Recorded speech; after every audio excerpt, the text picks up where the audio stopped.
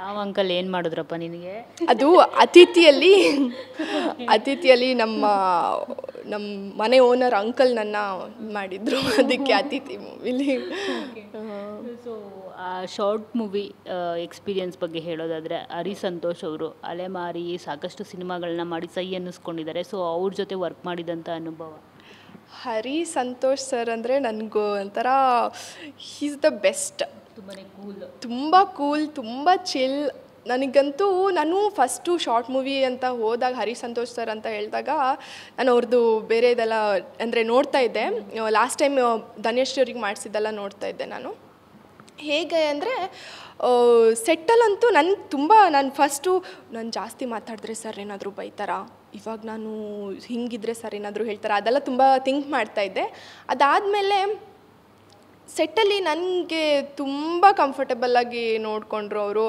ಇವಾಗ ಸರ್ ನನಗೆ ಈ ಥರ ಎಕ್ಸ್ಪ್ರೆಷನ್ ಮಾಡಿದೆ, ಸೊ ನೀವೇನಾದರೂ ಬೇರೆ ಹೇಳ್ತೀರಾ ಸರ್ ಅಂತೆಲ್ಲ ಕೇಳಿದ್ರೆ, ಇಲ್ಲಮ್ಮ ಚೆನ್ನಾಗಿದೆ ಮಾಡು ಅಂತ ಹೇಳ್ತಿದ್ರು. ಆಮೇಲೆ ಟಿಪ್ಸ್ ಹೇಳ್ಕೊಡ್ತಿದ್ರು. ನಾನು ಆ್ಯಕ್ಚುಲಿ ನಮ್ಮದು ನೈಟ್ ಫುಲ್ ಶೂಟ್ ಇತ್ತು, ಈವ್ನಿಂಗಿಂದ ಮಾರ್ನಿಂಗ್ 7 ತನಕ ಶೂಟ್ ಇತ್ತು. ನಾನು ಒಂಚೂರು ನಿದ್ದೆನೇ ಮಾಡಲಿಲ್ಲ, ಸರ್ ಹಿಂದೆನೇ ಸುತ್ತಾಡ್ತಾ ಇರ್ತಿದ್ದೆ. ಸರ್ ಅಸಿಸ್ಟೆಂಟ್ ಡೈರೆಕ್ಟರ್ ತುಂಬ ಟಿಪ್ಸ್ ಎಲ್ಲ ಕೊಡ್ತಾಯಿದ್ರು. ಅಸಿಸ್ಟೆಂಟ್ ಡೈರೆಕ್ಟರ್ ಆಗಿ ವರ್ಕ್ ಮಾಡಿದ್ರೆ ಇನ್ನೂ ನಿಂಗೆ ಐಡಿಯಾಸ್ ಬರುತ್ತೆ, ಕ್ಯಾಮ್ರಾ ಬಗ್ಗೆ ಎಲ್ಲ ಐಡಿಯಾಸ್ ಬರುತ್ತೆ ಅಂತ ಹೇಳ್ತಾಯಿದ್ರು. ಸರ್ ತುಂಬ ಕಂಫರ್ಟಬಲ್ಲಾಗಿ ತುಂಬ ಚೆನ್ನಾಗಿ ಮಾಡಿಸಿದ್ರು. ಅವ್ರ ಜೊತೆ ವರ್ಕ್ ಮಾಡಿ ತುಂಬ ಖುಷಿ ಇದೆ. ಸೊ ನಿಮ್ಮ ಪ್ರಕಾರ ಚಿತ್ರರಂಗದಲ್ಲಿ ಮಹಾನಟಿ ಅಂತ ಅಂದರೆ ಯಾರು? ಚಿತ್ರರಂಗದಲ್ಲಿ ನನಗೆ ಮಹಾನಟಿ ಅಂತ ಅನಿಸೋದು, ನನಗೆ ಆ್ಯಕ್ಚುಲಿ ಅಂದರೆ ತುಂಬ ಹತ್ತಿರದಿಂದ ಅವ್ರ ಜೊತೆ ಅವ್ರದ್ದು ಇನ್ಪುಟ್ಸ್ ಎಲ್ಲ ನಾವು ತೊಗೊಂಡು ಇದು ಮಾಡಿರೋದ್ರಿಂದ, ಆಮೇಲೆ ಅವ್ರು ಕೆಲವೊಂದು ಅವ್ರ ಎಕ್ಸ್ಪೀರಿಯನ್ಸ್ನ ಶೇರ್ ಮಾಡಿರೋದ್ರಿಂದ ನನಗೆ ನನ್ನ ಪ್ರಕಾರ ಪ್ರೇಮಾ ಮ್ಯಾಮ್ ಅಂತ ಅನಿಸುತ್ತೆ. ಅವರು ಡಿಫ್ರೆಂಟ್ ರೋಲ್ನ ಪ್ಲೇ ಮಾಡಿ, ಆದ್ದರಿಂದ ನನಗೆ ಪ್ರೇಮಾ ಮ್ಯಾಮ್ ಅಂತ ಅನಿಸ್ತಾರೆ. ಈ ಜಡ್ಜಸ್ಗಳಲ್ಲಿ ನಿಮಗೆ ತುಂಬ ಇಷ್ಟವಾದ ಜಡ್ಜ್ ಯಾರು ಅಂತ? ನನಗೆ ಆ್ಯಕ್ಚುಲಿ 4 ಜನನೂ ತುಂಬ ಇಷ್ಟ. ಒಬ್ಬೊಬ್ಬರಲ್ಲೂ ಒಂದೊಂದು ಕ್ವಾಲಿಟಿ ತುಂಬ ಇಷ್ಟ ಆಗ್ತಾಯಿತ್ತು. ತರುಣ್ ಸರ್ ಅಂದರೆ ನಮಗೆಲ್ಲ ಹೇಗಿತ್ತು ಅಂದರೆ, ಸೋನಲ್ ಮ್ಯಾಮ್ದು ಒಂದು ಎಪಿಸೋಡ್ ಆಯಿತು, ಅದಾದಮೇಲೆ ತರುಣ್ ಸರ್ ಥರ ಹುಡುಗ ಸಿಕ್ಕಿದ್ರೆ ಎಷ್ಟು ಚೆನ್ನಾಗಿರತ್ತೆ ಅಂತ ಆ ಥರ ಅನಿಸ್ತಾ ಇರ್ತಿತ್ತು. ನಾನು ಅವ್ರಿಗೆ ಕವನ ಎಲ್ಲ ಬರಿತಾ ಇದ್ದೆ ಇದರಲ್ಲಿ. ಸೊ ತರುಣ್ ಸರ್ ಇಷ್ಟ ಆಗ್ತಿದ್ರು. ರಮೇಶ್ ಸರ್ ಅಂತೂ ಈಗ ನಾವು ಹೊರಗಡೆ ಸುಮ್ಮನೆ ಹಿಂಗೆ ಕಟ್ಟಿದ್ದಾಗ ನಡ್ಕೊಂಡು ಹೋಗ್ತಾಯಿದ್ರೆ ಮಾನ್ಯ ಹಾಯ್ ಅಂತೆಲ್ಲ ಎಷ್ಟು ಚೆನ್ನಾಗಿ ಮಾತಾಡ್ಸೋರು. ನೆಕ್ಸ್ಟ್ ಅವ್ರದ್ದು ಎನರ್ಜಿ, ಓ ಮೈ ಗಾಡ್, ಹೇಗಂದರೆ ನಾವೆಲ್ಲ ಫುಲ್ ಹಿಂಗೆ ಕೂತ್ಕೊಂಡಿದ್ರೆ ಸರ್ ಅಂತೂ ನಗ್ಗಾಡ್ತಾನೆ, ಸ್ಮೈಲಿಂಗ್ ಫೇಸಲ್ಲೇ ಹಿಂಗೆ ಎಷ್ಟು ಚಾಮಿಂಗ್ ಆಗಿರ್ತಾರೆ ಅವರು. ನಿಶ್ವಿಕಾ ಮ್ಯಾಮ್ ಅಷ್ಟೇ. ನಂಗೆ 4 ಜನನೂ, ಈವನ್ ನನಗೆ ಅನುಶ್ರೀ ಅಕ್ಕನೂ ತುಂಬ ಇಷ್ಟ. ಅವರು ಅನುಶ್ರೀ ಅಕ್ಕಂತರ ನಿಜವಾಗ್ಲೂ ಅಷ್ಟೊತ್ತಲ್ಲ ನಿಂತ್ಕೊಂಡು ಮಾಡೋದು, she is really great. Prema ma'am ಅಷ್ಟೇ, ಅವರು ಸ್ಟ್ರಿಕ್ಟಾಗಿದ್ದರೂ ಕೂಡ ಆಫ್ ದ ಸ್ಕ್ರೀನ್ ಎಷ್ಟು ಚೆನ್ನಾಗಿ ಮಾತಾಡ್ಕೊಂಡು ಎಲ್ಲರೂ ಗಮ್ಮತ್ತಾಗಿರ್ತಿದ್ರು. ಸೊ ನನಗೆ ಎಲ್ಲರೂ ಇಷ್ಟ. ಯಾಕೋ ತರುಣ್ ಸರ್ ಮೇಲೆ ಕ್ರಶ್ ಆಗಿರೋ ಥರ ಕಾಣ್ತಿದೆಯಲ್ಲ. ಕವನ ಎಲ್ಲ ಯಾರ ಬಗ್ಗೆ ಬರೀತಾರೆ? ಯಾರು ಇಷ್ಟ ಆಗಿದ್ದಾರೋ ಅವ್ರ ಬಗ್ಗೆನೇ ಬರೀತಾರೆ. ಒಂದು ಕವನ ಹೇಳಿ, ಈಗ ನಾನು ಸೋನಲ್ಗೆ ಹೇಳ್ತೀನಿ. ನಾನು ಆ್ಯಕ್ಚುಲಿ ಸೋನಲ್ ಮ್ಯಾಮಿಗೆ ನಿಜವಾಗ್ಲೂ ಸಾರಿ ಕೇಳಬೇಕು. ಬಿಕಾಸ್ ನನಗೆ ಒಂದ್ಸರಿ ಏನಾಯಿತು ಅಂದರೆ, ತರುಣ್ ಸರಿಗೆ ಎವ್ರಿ ಎಪಿಸೋಡ್ ಕವನ ಬರಿತಾ ಇದ್ದೆ ನಾನು. ಸೋನಲ್ ಮ್ಯಾಮ್ ಒಂದ್ಸರಿ ಹಿಂಗೆ ಬಂದುಬಿಟ್ರು. ನಂಗೆ ಗೊತ್ತಿಲ್ಲ ಅವ್ರು ನೋಡಿರ್ತಾರೋ ಇಲ್ವೋ ಅಂತ. ನನಗೆ ನೋಡಿ ಫುಲ್ ಭಯ ಆಗಿಬಿಟ್ಟು ನಾನು ಸೈಡಿಗೆ ಹೋಗ್ಬಿಟ್ಟೆ, ಏನು ಕೇಳ್ತಾರೋ ಏನೋ ಅಂತ ಹೇಳ್ಬಿಟ್ಟು. ಕವನಗಳು ತುಂಬ ಹೇಳಿದ್ದೀನಿ ಸರ್ಗೆ. ಕೊನೆಯ ಪ್ರೇಮ ಪತ್ರನೂ ಬರೆದಿದ್ದೆ. ಸೊ ಸರಿಗೆ ಹೇಳೋಕ್ಕಾಗಿಲ್ಲ. It's okay. ಇಲ್ಲೇ ಹೇಳ್ಬಿಡಿ. ಬೇಡ, ನೀವು ಇನ್ಯಾವತ್ತೂ ಹೇಳೋದಕ್ಕಾಗೋದಿಲ್ಲ. ಅವರು ಸಿನಿಮಾದಲ್ಲಿ ನಿಮಗೆ ಚಾನ್ಸ್ ಕೊಟ್ಟರೆ ಅವಾಗ ಹೇಳ್ಬೋದು. ಸೊ ಅಲ್ಲಿ ಹೀರೋ ಇರ್ತಾರೆ. ಸೊ ಇಲ್ಲೇ ಹೇಳ್ಬಿಡಿ. ಅಂದರೆ ಸರ್ನ ನೋಡಿದಾಗ ಅವರು ಸೋನಲ್ ಮ್ಯಾಮ್ ಬಗ್ಗೆ ಮಾತಾಡೋದಾಗಲಿ, ಅವರು ಶೇರ್ ಮಾಡ್ಕೊಳ್ಳೋದಾಗಲಿ ತುಂಬ ಎಷ್ಟು ಕ್ಯೂಟ್ ಅನಿಸ್ತಾಯಿತ್ತು. ಅಂದರೆ ನಾವೆಲ್ಲರೂ ಮಾತಾಡ್ಕೊತಿದ್ವಿ, ಕಂಟೆಸ್ಟೆಂಟ್ಸ್ ಎಲ್ಲ ಅವ್ರ ಥರ ಹುಡುಗ ಸಿಗಬೇಕಪ್ಪ ಅಂತೆಲ್ಲ ಮಾತಾಡ್ಕೊತಿದ್ವಿ. ಸೊ ಹಾಗಾಗಿ ಆ್ಯಕ್ಚುಲಿ ನನಗೆ ಕವನ ಬರೆಯೋಕ್ಕೆ ಬರುತ್ತೆ ಅಂತೆಲ್ಲ ನನಗೆ ಗೊತ್ತೇ ಇರಲಿಲ್ಲ. ಇಲ್ಲಿ ಮಹಾನಟಿಗೆ ಬಂದುಬಿಟ್ಟು ತರುಣ್ ಸರಿಗೆ ಬರ್ದುನೇ ನನಗೆ ಅದೊಂಥರ ಇವಾಗ ಇವಾಗ ಅಂದರೆ ನನಗೆ ಸ್ವಲ್ಪ ನಾಳೆ ಒಂದು ಕವನ ಬೇಕು ಅಂತ ಹೇಳಿದ್ರೆ ಇವಾಗ ಕುತ್ಕೊಂಡು ಬರೆದ್ರೆ ಬರಿತೀನಿ ಆ ಥರ. ಪ್ರೇಮ ಪತ್ರದ ಬಗ್ಗೆ ಹೇಳಿ, ಏನು ಬರೆದಿದ್ರಿ ಅಂತ. ಹೌದಾ?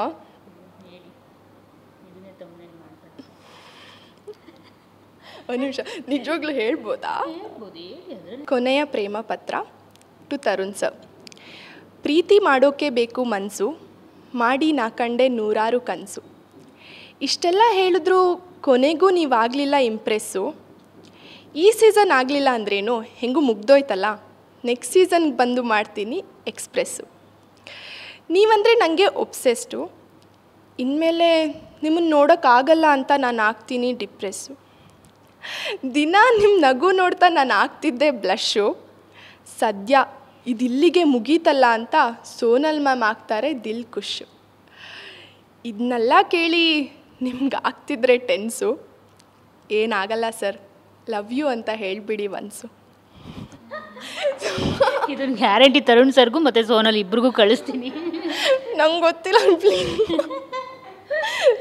ಸರ್, ಇಲ್ಲಿಂದನೇ ಸಾರಿ ಕೇಳ್ತಿದ್ದೀನಿ ಸರ್, ಇವರೇ ಹೇಳಿದ್ದು ಹೇಳು ಅಂತ. ತುಂಬ ಚೆನ್ನಾಗಿದೆ, ತುಂಬ ಚೆನ್ನಾಗಿ ಬರೆದಿದ್ದೀರಾ, ಪ್ರಾಸ ಎಲ್ಲ ಇದೆ, ತುಂಬ ಚೆನ್ನಾಗಿ. ನಾನು ಅವ್ರಿಗೆ ಹೇಳ್ತೀನಿ, ತಲುಪಿಸ್ತೀನಿ ಇದನ್ನು ತರುಣ್ ಸರ್ಗೆ.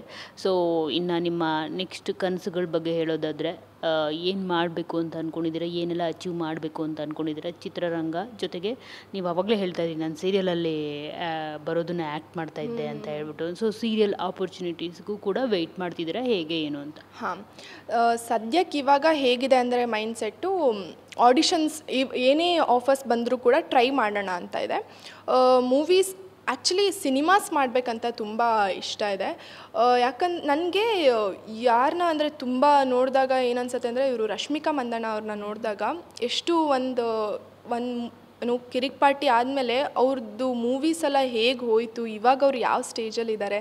ಸೊ ನನಗೆ ಗೊತ್ತಿಲ್ಲ ಇದು ಹೇಳ್ಬೋದಾ ಹೇಳಬಾರ್ದಾ ಅಂತ. ನನಗೆ ಆ್ಯಕ್ಚುಲಿ ಅವ್ರ ಥರ ಒಂದು ಏನು ಎಲ್ಲ ಮೂವೀಸು ಹಿಟ್ ಆಗ್ತಿದೆ ಅವ್ರದ್ದು. ಅವ್ರ ಥರ ಆ್ಯಕ್ಟಿಂಗ್ ಮಾಡಿಕೊಂಡು ಅವ್ರ ಥರ ಒಂದು ಬೆಳಿಬೇಕು ಅಂತ ಒಂದು ತುಂಬ ಆಸೆ ಇದೆ. ಹಾಂ, ಎಸ್, ಮಾಡ್ತೀನಿ. ಸೊ ಒಂದೊಳ್ಳೆ ನಟಿ ಆಗಬೇಕು ಅಂತ ತುಂಬಾ ಇಷ್ಟ ಇದೆ. ಒಳ್ಳೊಳ್ಳೆ ರೋಲ್ಸ್ ಮಾಡಬೇಕು ಅಂತ, ನೋಡೋಣ ಹೇಗಾಗತ್ತೆ ಅಂತ.